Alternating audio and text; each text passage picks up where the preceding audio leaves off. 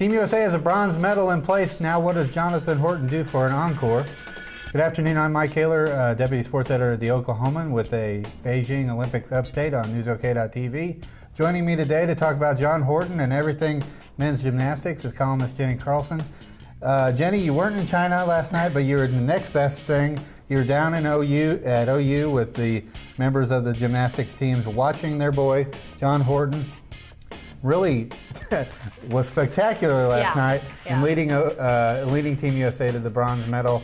Tell me a little bit about the atmosphere. What were they saying about John last night? It was really remarkable. They were, the first hour, if anybody watched the coverage of the Olympics last night, they started out by showing some of the Chinese gymnasts, and then they broke away for swimming. Michael Phelps was in the pool, Natalie Coughlin was in the pool, and for a long time, they went from commercial to commercial thinking, okay, maybe now's the time that the men's gymnastics is back on.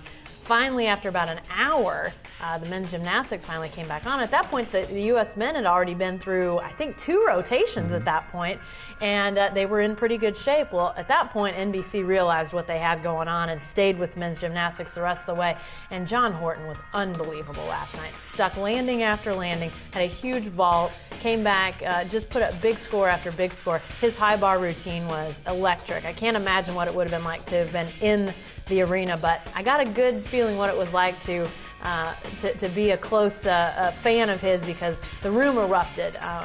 All the gymnasts there watching him compete, it erupted when he hit that landing off the high bar, and they were just so stoked. And bronze medal is a great accomplishment for this team. Yeah, it's not often you're yelling at the TV about men's gymnastics. Yeah. And then the following morning, you know, all these guys were around the water cooler today talking about the pommel horse.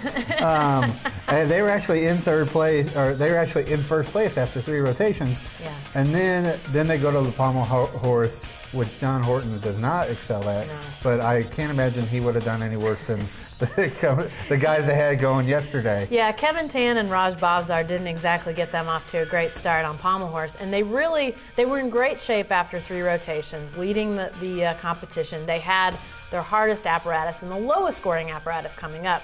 So you knew there was a potential for a drop-off, and the Chinese had some of their best events coming up. John Horton told me before he left for Beijing that if the Chinese perform and do their routines the way they're supposed to be done, nobody can touch them, because the Chinese are doing things that nobody else is even thinking of. They're doing skills that nobody's conceiving, because they're thinking, you can't do that. So the Chinese have these ridiculous start values. If they hit, they're going to beat everybody regardless. But the U.S. men were in a position to medal after those first 3 rotations, and they really did a nice job of hanging on. They had some bobbles on the floor that really could have sent them into a tailspin, because at that point they only had floor left and then pommel, which was going to be low scoring anyway. But they kept it together, and at the end got a huge routine from a guy who was an alternate when he packed his bags, was an alternate less than a week ago. Hits a big routine, they win bronze. I mean, this would have been like the Bulls losing Jordan and then losing Pippen and still going on and winning the NBA Finals. These guys didn't win a gold, but the fact that they were in medal contention, I don't think anybody can discount what they did there. It's just a remarkable accomplishment. And John's not done. No.